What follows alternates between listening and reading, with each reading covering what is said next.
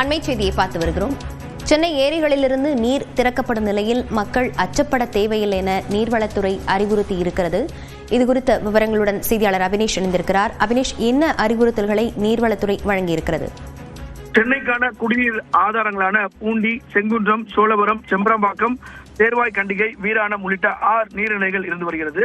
கடந்த 2-3 நாட்களாக தொடர்ந்து சென்னை மற்றும் சுற்று வட்டார பகுதிகளில் பெய்த மழையின் காரணமாக அந்த ஏரிகளுடைய கொள்ளளவு என்பது தொடர்ந்து அதிகரித்து வந்தது. குறிப்பாக நேற்று 8 மணி நிலவரப்படி சுமார் 74.52% அந்த கொள்ளளவு என்பது நிரம்பி இருக்கக்கூடிய நிலையை பார்த்தோம்.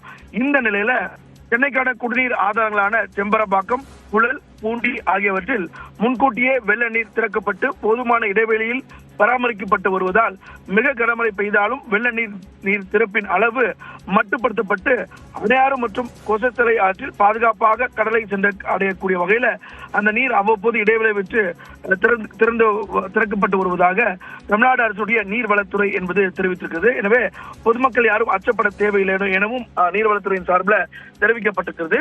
குறிப்பாக புழல், பூண்டி, செம்பரம்பாக்கம் ஆகிய 3 பகுதியில் தான் சென்னைக்கு அருகாமல் இருக்கக்கூடிய ஒரு மிகப்பெரிய ஏரியாக இருக்கும்.